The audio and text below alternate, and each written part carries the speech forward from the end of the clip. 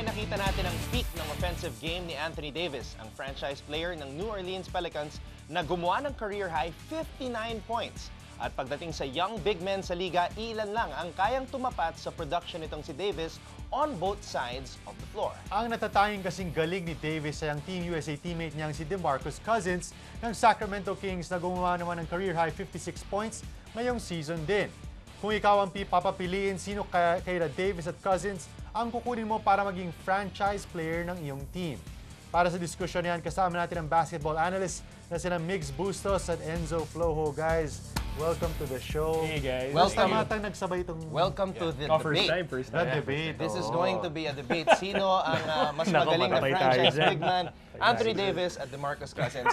So let's draw the line. Sino ba ang kay Anthony Davis dito at kay Demarcus Cousins? Nagbunutan na to eh. Bunutan na.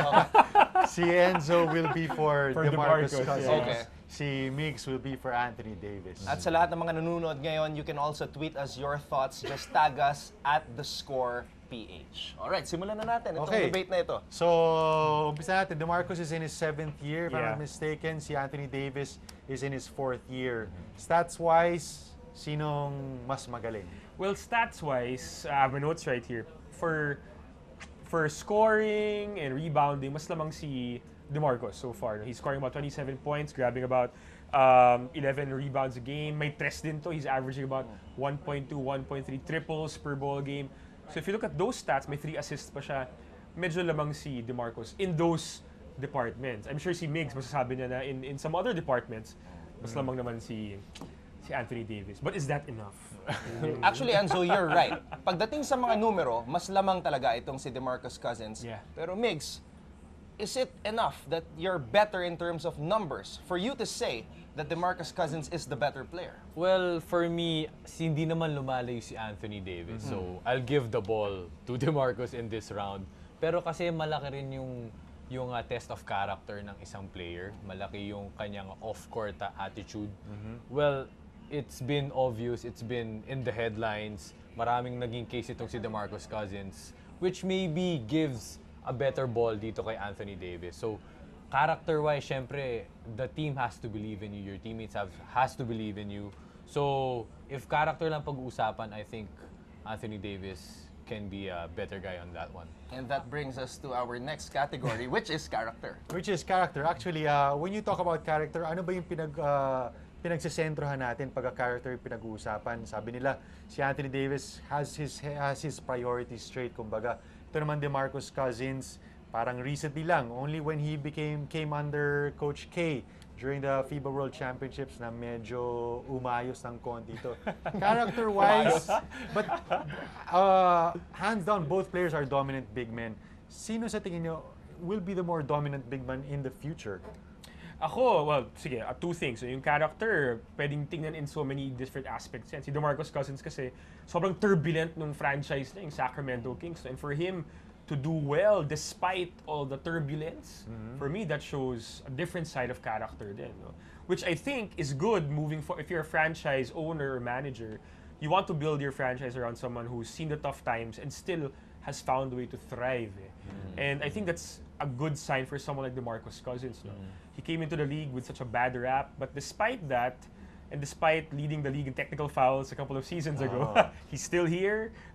He's become a really, really big star in the NBA, and I think he can be really a cornerstone for a successful franchise in the future. Parang Tim Duncan na mas feisty na konti. Pero, hindi pa siya nakarating sa playoffs. Ano naman ang say mo doon, Migs? Well, Anthony Davis, I think he got his first appearance last year Yes. under Coach Monty Williams. Malaking achievement yun, especially for the franchise. Kasi syempre with Anthony Davis, he's a stretch 4. If ilagay mo siya sa 3, parang pwede rin. Pero at the same time, yung skill set ni Anthony Davis, napakalaking bagay. That's why they got to where they were last year. And right now, they're at 11th. Tama ba? 22 and 33. It's still a tough mountain to climb. Pero with Anthony Davis's future, I think mas kakayanin niya. Alright, let's talk about durability.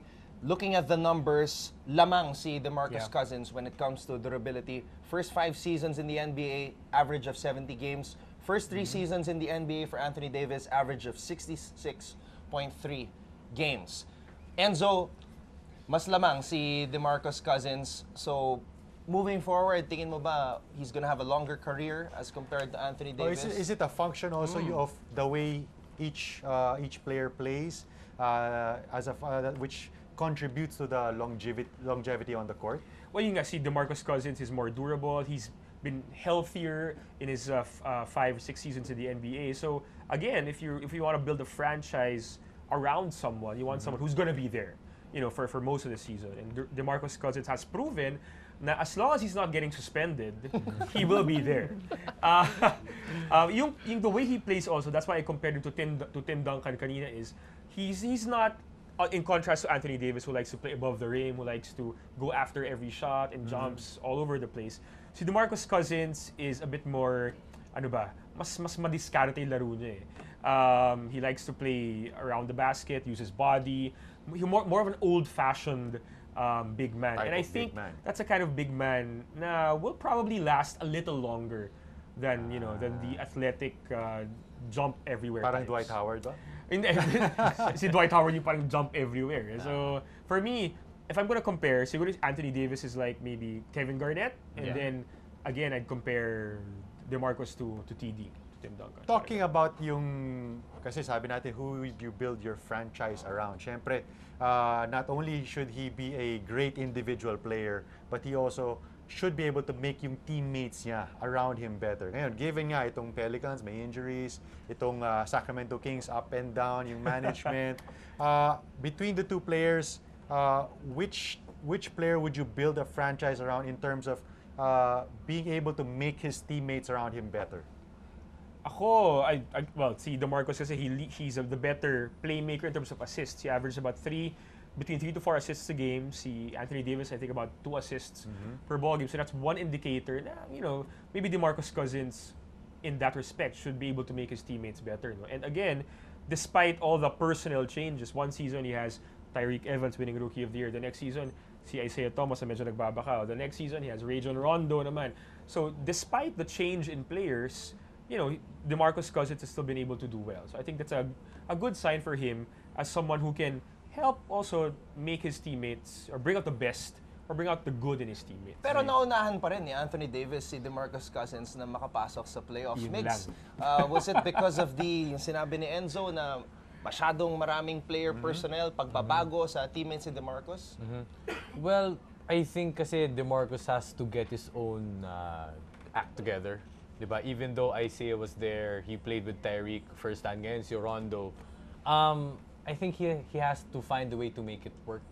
With Anthony Davis, I think he can be the better player when it comes to building your franchise on.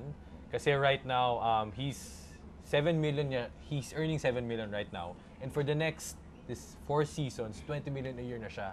So it has to be key. Grabe. It has to be key. Mahal Diba? The Pelicans management has to find the right pieces together right now. Kasi Eric Gordon's earning 15 million, Drew Holiday 10 million. Medyo sagad yung cap space nila. And I think, Enzo, Eric Gordon is injury plagued, diba? Yeah. But, for Anthony Davis to be really, maging sustainable yung kanyang career, kailangan talaga medyo healthy rin yung kanyang mga pyesa. Quick question. Last question before let you guys go. When all is said and done, pagkatapos ng careers ng both players, on the all-time greatest list, who do you think will be at a higher position? Ako, to be quite honest, si Anthony Davis is an amazing player. Maybe has more upside than DeMarcus. But si DeMarcus kasi just captures my imagination. The way a guy that wide and big can just move up and down the floor, make good passes, make threes, and at the same time with all the swagger and everything. I think he's just quintessential bad boy right now. And I think maybe 10, 15 years down the road, we'll remember him in the way we remember maybe Charles Barkley, yung mga ganyan. Hopefully this time, he ends up with a title, unlike Charles Barkley.